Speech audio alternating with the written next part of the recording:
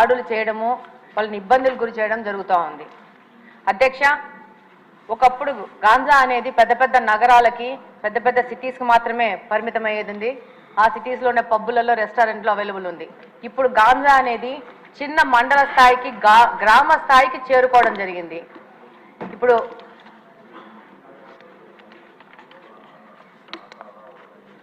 ఈరోజు మామూలుగా తిరుగుతూ ఉంటే ఈ గాంజా ఇంత ఎక్కువైపోయింది ఏమని మాట్లాడుతుంటే స్టూడెంట్స్ అడుగుతూ ఉన్నారు, మాకు గాంజా ఎక్కడ దొరుకుతుందో తెలిసినప్పుడు దీన్ని కట్టడి చేయాల్సిన పోలీసులకు తెలియదా అది ఎక్కడ దొరుకుతుందో అని చెప్పేసి. ఎంతోమంది స్టూడెంట్స్ కలిసినప్పుడు ఎలక్షన్ క్యాంపెయినింగ్లో ప్రశ్నించడం జరిగింది. అలాగనే అధ్యక్ష, ఎన్నికల ముందు కానీ ఇప్పుడు ఎన్నికల తర్వాత కానీ ఈరోజు గ్రీవెన్సెస్ కోసం మన దగ్గరకు వచ్చిన దాంట్లో దాదాపు 30-40% ఈ గాంజా మీద ఎఫెక్ట్ అయిన వాళ్లే వస్తూ ఉన్నారు. ఎలాంటి సమస్యలు అంటే మనకు సభ దృష్టికి తీసుకొస్తే ఇది ఒక తమాషా వ్యవహారం ఉంటుంది.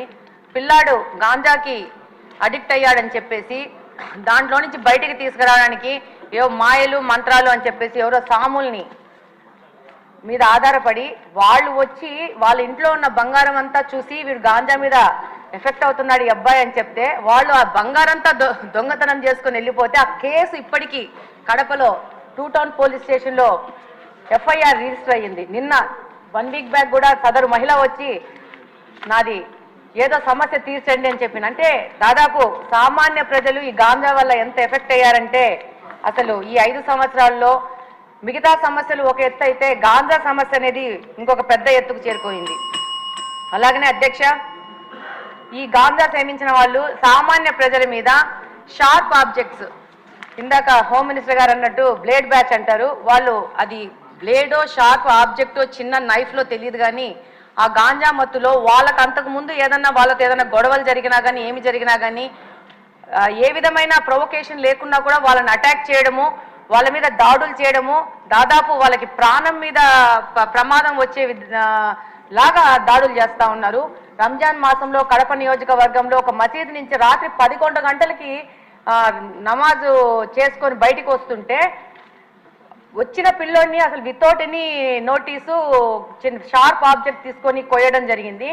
అబ్బాయికి దాదాపు రిప్స్లో దాదాపు 3-4 ఇంచెస్ లోపలికి వెళ్ళి హైదరాబాద్ అపోలోకి తీసుకొచ్చి దాదాపు 20 రోజులు పెట్టి దాదాపు 5-6 లక్షలు ఖర్చు అయిందని కూడా చెప్పారు. చెప్తున్నాను. అయితే దాని మీద పోలీసు వాళ్ళకి దగ్గరికి వెళ్తే చాలా నామినల్ దొమ్మి కేసు, చిన్న 2 మనుషులు కొట్టుకుంటే జరిగిన గొడవలాగా కేసు రిజిస్టర్ చేశారు. అది గత ప్రభుత్వం వైసీపీ ప్రభుత్వ హయాంలో జరిగింది. ఇలాంటి కేసెస్ చాలా ఉన్నాయి పోలీస్ డిపార్ట్మెంట్ దగ్గర. వాటన్నిటిని కూడా మళ్ళీ చెక్ చేసేసి వాటిని సరైన ఎఫ్ఐఆర్ రిజిస్టర్ చేసి వాళ్ళకి న్యాయం చేయాలని కోరుకుంటున్నాను. అలాగనే ఈ గాంజా మీద ఒక స్పెషల్ టాస్క్ ఫోర్స్ ఏర్పాటు చేసి ప్రత్యేకంగా మీకు అవసరం ఉంటే నాకంత తెలియదు కాబట్టి స్పెషల్గా రిక్రూట్ చేసుకునైనా కూడా దీని మీద ముందుకు పోవాల్సిన అవసరం ఎంతగానో ఉంది. లేకపోతే సమాజం మొత్తము పాడైపోయే ప్రమాదం ఉంది. ధన్యవాదాలు అధ్యక్ష. ధన్యవాదాలు అధ్యక్ష. అసాంఘిక శక్తుల గురించి అదేవిధంగా ఈ బ్లేడ్ బ్యాచ్ నియంత్రణ గురించి ఒకసారి మాట్లాడాలనుకుంటే లాస్ట్ 5 ఇయర్స్లో నేను చాలా సందర్భాల్లో చెప్పాను అధ్యక్ష, పోలీసు వ్యవస్థని పోలీస్ నిఘా వ్యవస్థని కూడా కంప్లీట్గా నిర్వీర్యం చేసే పరిస్థితి వచ్చింది అధ్యక్ష. ఎందుకు ఈ మాట చెప్తున్నానంటే లాస్ట్ 5 ఇయర్స్లోని కూడా అప్పుడు ముఖ్యమంత్రి జగన్మోహన్ రెడ్డి రోడ్డు మీదకి వస్తే పరదాలు కట్టడానికో బారికేడ్లు వేయడానికో లేకపోతే హౌస్ అరెస్టులు చేయడానికో వీటి మీద పెట్టిన దృష్టి అసాంఘిక శక్తుల్ని పట్టుకుందామని కానీ నేరస్తులను పట్టుకుందామని కానీ వాటిని పట్టుకునేడానికి ఉన్న సిస్టమ్ని కనీసం వాళ్ళు తిరిగి పునరుద్ధరించుకోవాలనే తపన కూడా లేకుండా మొత్తం నిర్వీర్యం చేసిన పరిస్థితి వచ్చింది అధ్యక్ష. దాని పర్యవేక్షణలో భాగంగానే ఈ 5 సంవత్సరాల్లోని కూడా ఇంచుమించుగా మనం ఒకసారి కంపేర్ చేసుకుంటే బిఫోర్ 2014 మనకి టోటల్ కేసెస్ ఈ బ్లేడ్ బ్యాచ్కి సంబంధించి ఈస్ట్ గోదావరిలోనే ఈస్ట్ గోదావరిలో చూసుకుంటే 133 ఉంటే 2014-19 అదేవిధంగా కంపారిజన్ 2014-19కి ఒక 400 ఉన్నాయి అధ్యక్ష. 2019-24లో ఒకసారి మనం చూసుకుంటే అధ్యక్ష దగ్గర కేసెస్ అవన్నీ కూడా దగ్గర డబుల్ అయిన పరిస్థితి అధ్యక్ష. వీళ్ళ మీద ఎన్ని పీడీ యాక్ట్లు పెట్టినా ఒక ఈస్ట్ గోదావరిలోనే ఇంచుమించుగా 500 వరకు కేసెస్ నమోదు బ్లేడ్ బ్యాచ్ని ఐడెంటిఫికేషన్ చేయడం అధ్యక్ష. వీళ్ళే కాకుండా మనకి రాజమండ్రి అదేవిధంగా ఎన్టీఆర్ డిస్ట్రిక్ట్లోనే ఎక్కువ ఈ బ్లేడ్ బ్యాచ్ అనేది ఎక్కువగా ఐడెంటిఫికేషన్ అయి ఉంటుంది. వాళ్ళు ఇంచుమించుగా దగ్గర 2 కలిపి ఈ మొన్న 2019 to 24లో దగ్గర దగ్గర 825 మందిని ఐడెంటిఫికేషన్ చేయడం జరిగింది అధ్యక్ష. ఐడెంటిఫై చేయడం ఒక ఎత్తు అయితే వీళ్ళు నియంత్రించే సిస్టమ్ అయితే పోలీస్ డిపార్ట్మెంట్లో లాస్ట్ 5 సంవత్సరాలు లేదు అధ్యక్ష. ఎందుకు ఈ మాట చెప్తున్నానంటే దగ్గర దగ్గర 15,000 సీసీ కెమెరాలు 2014 నుంచి 19 వరకు టీడీపీ హయాంలో పెడితే ఒక్క సీసీ కెమెరాని పెట్టకపోవడం సరికదా, ఉన్న సీసీ కెమెరాలను కూడా పునరుద్ధరించుకోకపోవడం అనేది నిజంగా ఒక సిగ్గుచేడు అధ్యక్ష. ఎందుకంటే ఎక్కడికి అంటే మీలాంటి వాళ్ళు పెట్టేటప్పుడు సీసీ కెమెరాలు బాగా పనిచేస్తాయి సార్. అప్పుడు తీసేసి వీడియో తీశారు కదా సార్ మిమ్మల్ని చూపించడానికి, డైరెక్ట్ వీడియోలో చూపించుకున్నాడు. విషయం ఏంటంటే సీసీ కెమెరాలు తీసేయడం, సీసీ కెమెరాలు పునరుద్ధరించుకోకపోవడం ఒక ఎత్తు అయితే కనీసం మనం ఒక క్రిమినల్ని పట్టుకున్న తర్వాత అతని క్రిమినల్ బ్యాక్గ్రౌండ్ మనం చెక్ చేయడానికి automated finger print identification system అని చెప్పి అది కూడా చంద్రబాబు నాయుడు గారి హయాంలో మనం పెట్టడం జరిగింది. దాన్ని కూడా డబ్బులు కట్టగా దాన్ని కూడా కంప్లీట్గా నిర్వీర్యం చేసిన పరిస్థితి అధ్యక్ష. అవే కాకుండా మనకి ఇంతకు ముందు ఏదైనా ఈ బ్లేడ్ బ్యాచ్ కానీ ఎవరైనా అసాంఘిక శక్తులు ఎక్కడైనా ఊర్లలో వెళితే ఆ హౌసెస్ దగ్గర కూడా మానిటరింగ్ చేసేవాళ్ళం అధ్యక్ష. ఇంచుమించుగా వాటికి సంబంధించి LHMS అని చెప్పి దాని ద్వారా కూడా లాక్డ్ హౌసెస్ ఏదైతే ఉందో అక్కడ కూడా మానిటరింగ్ ఏర్పాటు చేసి అక్కడ సీసీ క్యామ్స్ ఏర్పాటు చేసుకుని వాళ్ళు వచ్చేటంత వరకు భద్రత కల్పించడం, అంటే మామూలు మైన్యూర్ లెవెల్ వరకు కూడా పోలీసింగ్ వెళ్ళి వాళ్ళు భద్రత కల్పించే పరిస్థితులు లాస్ట్ గవర్నమెంట్లో ఉండేది.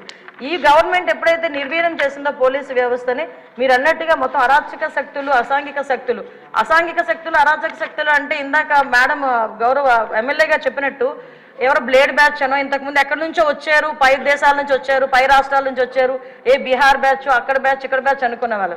ఇప్పుడు అలా కాదు, అది ఆ బ్యాచ్ ఈ బ్యాచ్ కాదు, వైసీపీ బ్యాచ్ అన్నట్టుగా అసాంఘిక శక్తులు ఎక్కువగా అయిపోయి ఈరోజు కనీసం రాముల్లో గుడికి భద్రత లేదు, బడికి భద్రత లేకుండా అయిపోయింది అధ్యక్ష. లాస్ట్ 5 సంవత్సరాలు కూడా బడిలోనున్న అక్కడికి వెళ్ళి అసాంఘిక కార్యకలాపాలు, ఈవెన్ ఒక రోజు స్కూల్ లాక్ చేసి ఉంటే అక్కడికి వెళ్తే సోమవారం మార్నింగ్ అక్కడికి స్కూల్ ఓపెన్ చేస్తే బీరు బాటిళ్ళు అక్కడ కైనీ ప్యాకెట్లు అవి కనిపించే పరిస్థితి. అలా అదేవిధంగా గుడిలోకి వెళ్తే గుడి విగ్రహాలను ఎత్తుకుపోయే పరిస్థితి లాస్ట్ 5 సంవత్సరాలు చూసాం అధ్యక్ష. ఒకటి అధ్యక్ష, ఈరోజు ఈ గంజాయి గురించి చెప్పారు అధ్యక్ష. ఈ గంజా లాస్ట్ 5 yearsలో కూడా కంప్లీట్గా వదిలేశారు అధ్యక్ష. ఎంత దారుణంగా వదిలేశారంటే అంటే ఈ ఇష్యూ ఇక్కడ కూడా ప్రస్తావించాలి కాబట్టి చెప్తున్నా. ఎక్సైజ్ డిపార్ట్మెంట్కి ఇంతకుముందు ఒక పవర్ ఉండేది అధ్యక్ష, గాంజాని డిస్ట్రాయ్ చేయడానికి కానీ గాంజా మొక్కల్ని ధ్వంసం చేయడానికి కాల్చడానికి వాళ్ళకి ఒక సిస్టమ్ ఉండేది అధ్యక్ష. దీన్ని ఎప్పుడైతే సెబ్కి ఇచ్చారో ఈ ఎక్సైజ్ డిపార్ట్మెంట్కి వాళ్ళకి కూడా అటువంటి పరిస్థితి ఏమీ లేదు. ఈ సెబ్ కూడా ఓవరాల్గా ఒక గంజా మీదే కాకుండా ఓవరాల్ మనకి మైన్స్ మీద, శాండ్ మీద, లిక్కర్ మీద వీళ్ళు ప్రత్యేకమైన దృష్టి పెట్టడం, గంజాయిని పక్కన పెట్టడం జరిగింది అధ్యక్ష. దాని పర్యవేక్షణలో భాగంగా గంజాయి అన్నది ఎవరో ఎక్కడో ఈ యూనివర్సిటీ పిల్లలు పెద్ద పెద్ద పిల్లలు తాలూకా పిల్లలు చేస్తారనుకున్నది కాస్త స్కూల్ లెవెల్లో ఈరోజు స్కూల్ బ్యాగ్లో కూడా వెళ్ళిపోయింది అధ్యక్ష గంజాయి ప్యాకెట్. సో మేము ఇప్పుడు ఈ గంజాయి ఈ గంజా మత్తులోనే ఈ బ్లేడ్ బ్యాచ్ కూడా విచక్షణ కోల్పోయి అడ్డొచ్చిన వాళ్ళందరినీ కూడా ఇష్టానుసారంగా ఆ బ్లేడ్తోని చేయటం, హర్ట్ చేయటం. అందులో భాగంగా ఇందాక గౌరవ సభ్యులు చెప్పినట్టుగా మన ఎలక్షన్ క్యాన్వాసింగ్లో భాగంగా పవన్ కళ్యాణ్ గారు వెళ్ళేటప్పుడు పవన్ కళ్యాణ్ గారి మీద కూడా దాడి చేయటం బ్లేడ్ బ్యాచ్. అంటే వాళ్ళకు ఒక విచక్షణ కోల్పోయి ఇలాంటి వాళ్ళని హైయర్ చేసుకుంటారు అధ్యక్ష. కొన్ని రాజకీయ పార్టీలు అసాంఘిక శక్తుల్ని ఇలాంటి వాళ్ళని హైయర్ చేసుకుని గుంపుల్లో పంపించి కూడా ఇలాంటి పనులు కూడా చేస్తున్నారు అధ్యక్ష. వీళ్ళకి గంజాయి దొరకకపోతే వైట్నర్ స్మెల్ గట్టిగా తీసి దాంతో కూడా వాళ్ళు మత్తు తెచ్చుకొని వాళ్ళు ఇలాంటి అసాంఘిక కార్యకలాపాలు, అంటే అసాంఘిక కార్యకలాపాలు ఈజీ మనీ గురించి పిల్లలు పాడైపోతున్నారు, పిల్లలు దానికి అడిక్ట్ అయిపోతున్నారు అన్న విషయం అయితే మా దృష్టికి వచ్చింది అధ్యక్ష. దీని మీద నార్కోటిక్ టాస్క్ ఫోర్స్ మొన్ననే క్యాబినెట్ సబ్ కమిటీ కూడా ఏర్పాటు చేయడం జరిగింది. గాంజా గురించి ఎడ్యుకేషన్ డిపార్ట్మెంట్, మన అదేవిధంగా home department, tribal welfare department, excise department, health డిపార్ట్మెంట్తో కలిపి ఒక సబ్ కమిటీ కూడా ఏర్పాటు చేయడం జరిగింది. నార్కోటిక్ టాస్క్ ఫోర్స్ కూడా